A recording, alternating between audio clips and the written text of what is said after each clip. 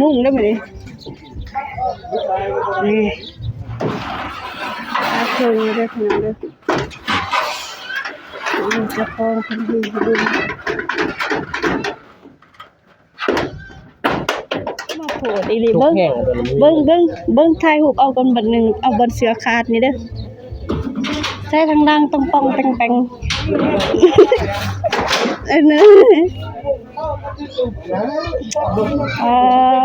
สำคัญดีเลยมื้อนี้เนาะคุณเสือคือเสือหมดอายุพี่น้องเสือหมดอายุบ่เป็นบ่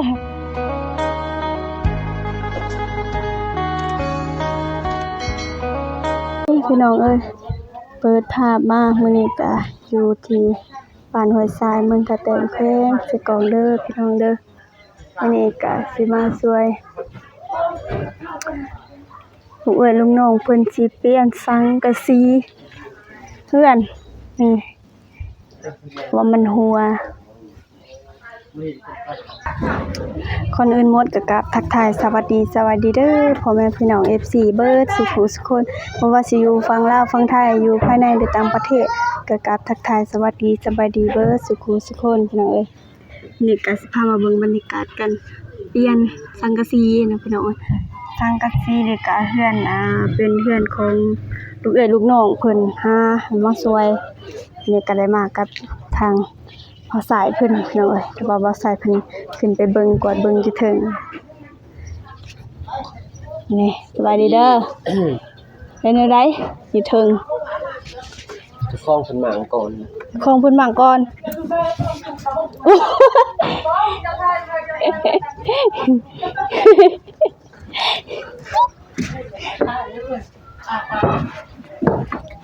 โอ้ใส่เกือบขึ้นเลยเด้อนี่นี่เจ้าของเพิ่นหมางก่อนนี่กินโลดเจ้าของเพิ่นหมางอยู่ถึงนี่เป็นยังแล้วตอกปูยังตะปูยังตอกกับอันนั้นสังกะสีนี่ตะปูกบเด้อนี่เจ้าของหมางผู้เดียวทางนี้กำลังมาพี่น้องเอ้ยนี่เบิ่งสิลองขึ้นถึงลองเบิ่งขึ้นสำรวจเบิ่งทางได้เลยขึ้นทางได้มันสิขึ้นจะมีทางนี้ก็ขึ้นมันอีกค่อยมามีทางขึ้นเฮ้ยก็มันจะเหยียบมันหัวเนาะมันหัวมันบ่กระบอกเปลี่ยนมันหัวสาเหตุที่เพิ่นเปลี่ยนขึ้นหลังคาอีกมื้อนี้มาช่วยเหลือประชาชนช่วยเหลือประชาชนเป้ามีแต่ดำๆดีแต่ใส่ชุดดำมาอันแลยังว่ามันดำอันนั้นขี้ไผเนาะแม่นเอ้าคือว่าขึ้นซื่อๆใส่ถอนเด้อยู่ถึงโอ้ยจะฟ้ามากยังเรากินข้าวสำรวจเบิ่งอยู่ถึงเป็นไปได้แป๊บเดียวซั่นนี่เอาเบิ่งนี่นะพี่น้องขึ้นมุมสูงต่อมื้อบรรยากาศซานบานซองมุมสูงอาจจะมีหยากเติบพี่น้องมีแต่ลายหลังคา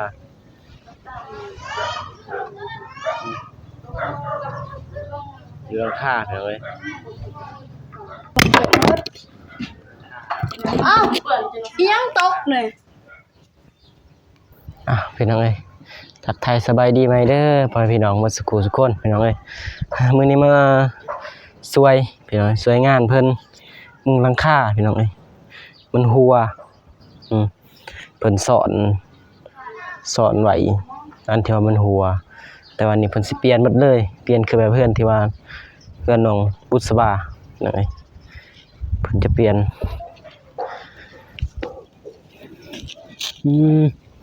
บ่ฮู้ว่าสิไต่ไปได้หรือบ่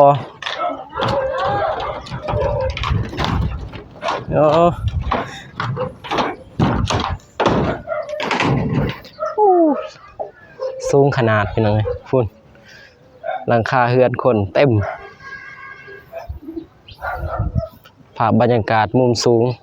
พี่น้องเอ้ยมื้อนี้ขึ้นมาอยู่สูง บ่ทันได้ออกไปอัปเดตทางใดพี่น้องเอ้ยมาช่วยงานเพิ่น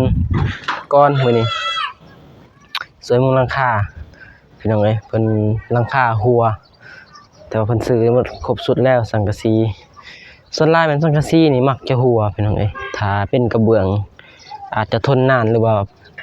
เป็นสังกะสีแบบว่าสังกะสีอันที่ว่าเป็นแผ่นใหญ่ๆที่เขาใส่มุงสวยเรือ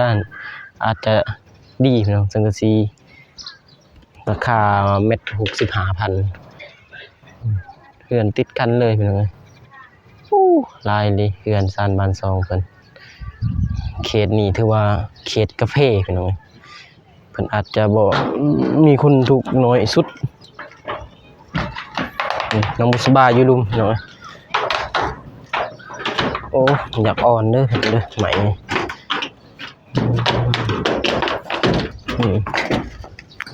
โอ้มาแล้วขอนมายังไงขอนอยู่พุ่นขึ้นมาลุยแดดต่อมื้อนี้พี่น้องเอ้ยมันลุยแดดลุยฝนยังไง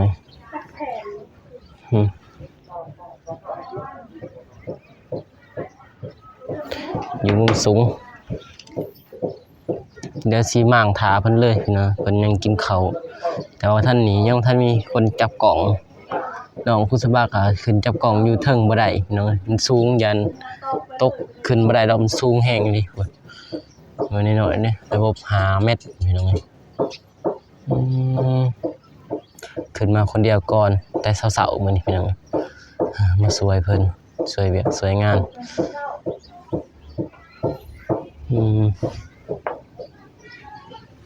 โอเคพี่น้องเดี๋ยวลุยงานต่อให้น้องเพิ่นอยู่ลุมพุ่นถ่ายอยู่ลุมให้น้องบุษบาถ่ายอยู่ลุมพี่น้องอยู่เทิงนี่มันสูงเดี๋ยวสิหมางก่อน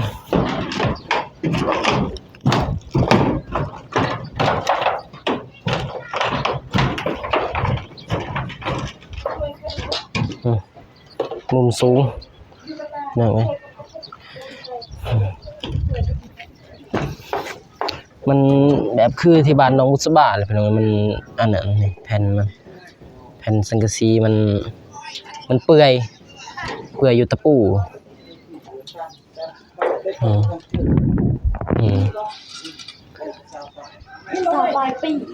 มันยังน่ากลัวแผ่นเฮือนหนองนี่มันเป็นแบบมันนาเบิ่งตี้บักนาอย่างนี้ก็นาแล้วมันเป็นสังกะสีมันรุ่นนาสุดขยันรุ่น90เดี๋ยวนี้แหละเอาเดี๋ยวสิหมาง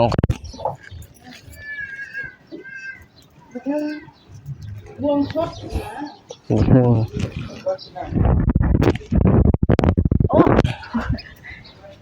เอา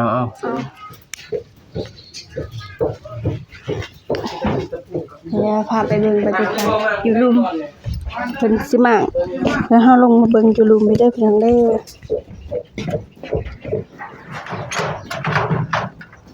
ปืนคนเดียวยังบ่ทันมีคนเพิ่นมางผู้เดียวจังเว้ยใช่มันสิไปซื้อลิกตะปุ๋ยบ่สายเดียวเพิ่นมั่งยังบ่ทันมีคนมาคือสิมั่งก่อนมั่งท่าเจ้าของเพิ่นก็ยังสิไปซื้อเล็กตะปูพี่น้องเอ้ยทางอ้ายเพิ่นก็ได้ขึ้นไปมั่งก่อนมั่งท่าก็จะมา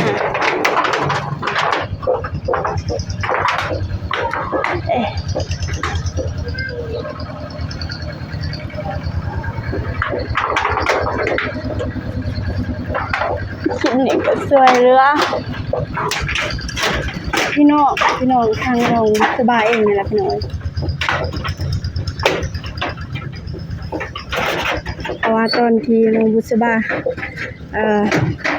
เปลี่ยนสังกะสีแล้วก็พาเพื่อนเพิ่นก็ได้ไปช่วยมื้อนี้ก็เลยว่าได้มาช่วยเพิ่นอีกเพิ่นอยู่บ้านห้วยทรายอยู่บ้านเดียวกับลุง อันนุ่มจะใส่เบิ่งนี่ก็สิเป็นเฮือนของเพิ่นเนาะพี่น้องเนาะก็คือมันสิอยู่ใกล้ๆกันเลยเพียงแต่ว่าตอนมาพี่น้องก็ได้ผ่านมาทางเฮือนเฮาก็เข้ามานี่เลยนี่ทางหลังเฮือนเด้อพี่น้องเด้อก็ทางนี้ก็สิเป็นเฮือน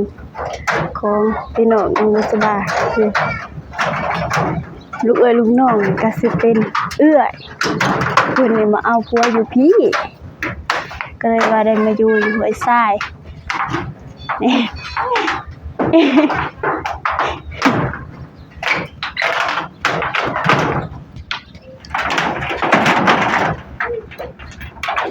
แล้วมาของที่ตัวนี้ข้อตัวนี้งัดเนี่ย มันปีสีเหลืองเห็นบ่ เลือดตัวนี้งัดแล้วมาเอาลุยแห้ง มันลุยแห้งมันบ่ออกคือบ่หาธงใส่ในตะปูบ่มีธงใส่ในตะปูทิ่มนั่นนี่จะเลยก็เหยียบเลยมีธงเอาธงใส่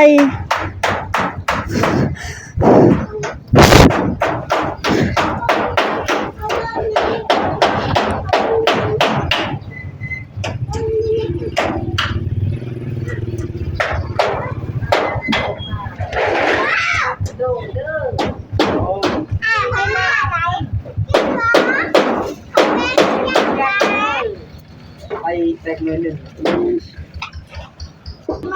มีแต่มันขาด แล้วตะปูมัน ตะปูมันด้นที่บ่มันจังขาดดีเด้อดีเด้อ ตอก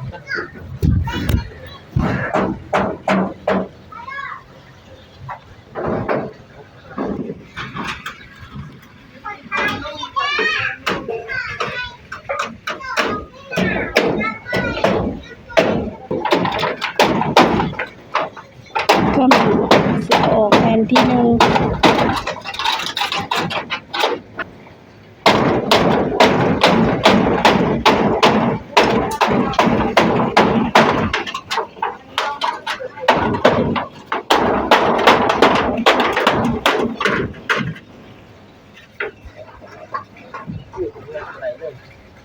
งัดบ่ได้บ่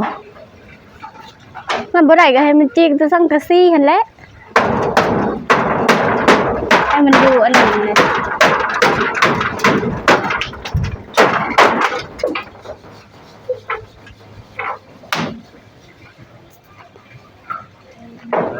มา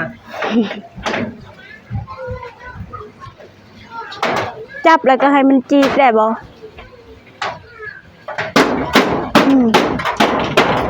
เพราะว่าถ้าเสียมันตกลงมาเลยอย่ามันกัดเด้อโอเคโอ้บ่มีคนหับเนาะอยู่หลุมนี่เบิ่งมึงมีไผติงสิได้บ่ จุดสั้นเก่า หน้าอีหลีเนาะ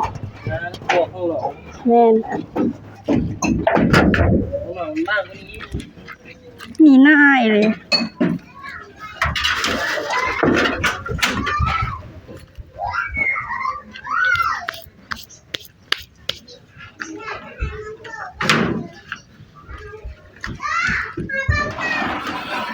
เพิ่นนี่เด้อพี่น้องเด้อนี่เจ้าของเพิ่นอยู่ดู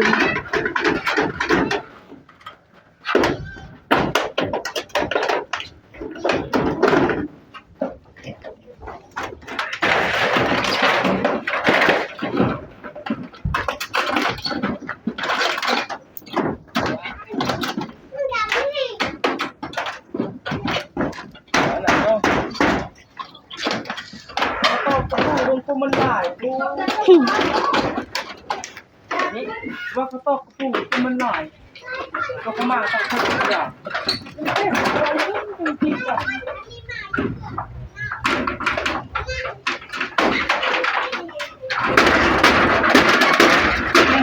นี่ก็มานี่ก็มาคือใส่ข้าวเดียวดอกมื้อนี้มันบ่ใหญ่ มีแต่ขี้หมูมีแต่ข้าวปลายแผ่นเนาะ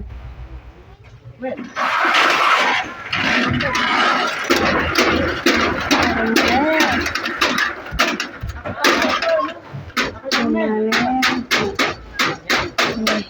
แล้ว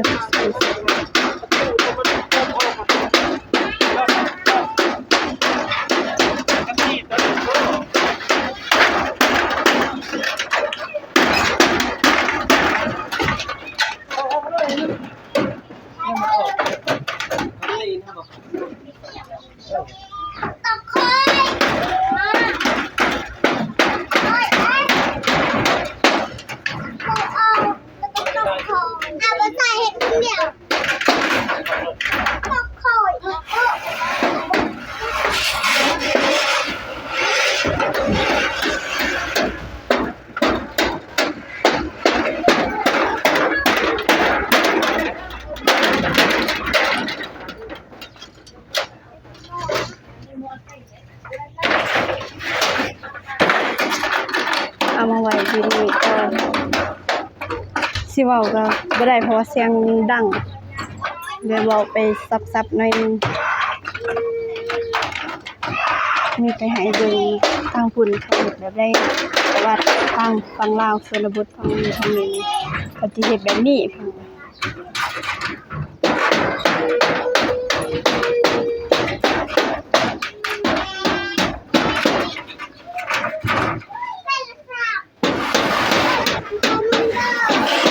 ก็ที่นี่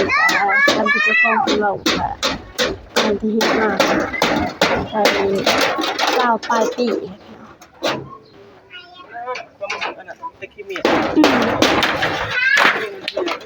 มีหยังหมดเลยนี่มีหยังหมดแล้วพี่น้องเอ้ยเพราะว่ามันดนมัน20ปลายปีแหละดนก็มีหยังก็ฮู้ว่าสิมีหยังเพิ่นเอ้ยเขาใส่สังกะสีแล้วมันก็ใส่ได้ดนอยู่เรื่องดนแต่ก็ต้องได้เปลี่ยนฮอดกำหนดมันเปลี่ยนก็ต้องได้เปลี่ยนแบบนี้บ่มีเงินก็แม่นบ่ได้เปลี่ยนถ้ามีเงินแน่ก็จังพอได้เปลี่ยนซื้อตามที่เจ้าของเพิ่นว่า25แผ่น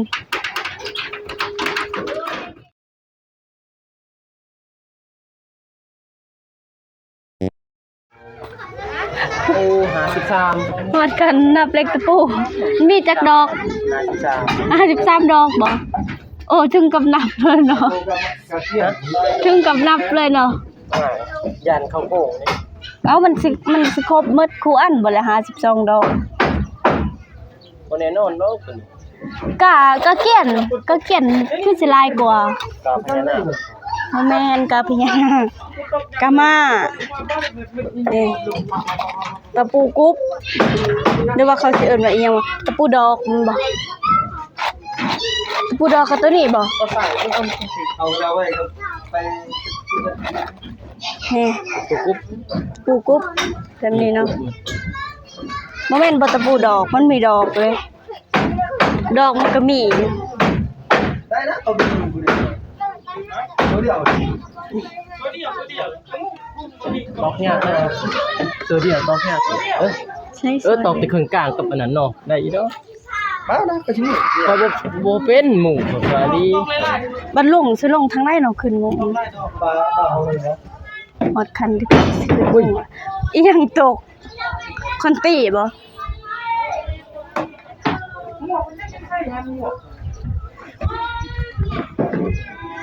โอ้ คอนตี้คืออันนั้น ก่อนไปแล้วมาเพิ่นบ่บอกเพิ่นว่าบ่มีขอนบ่มีหยังเพิ่นก็บ่บอก พี่น้อยเอาเพิ่นลงมาเลยเด้อลงมาจับอยู่รุมอีกจากจะขึ้นไปมางก็ลงมาฮับก็อยู่รุม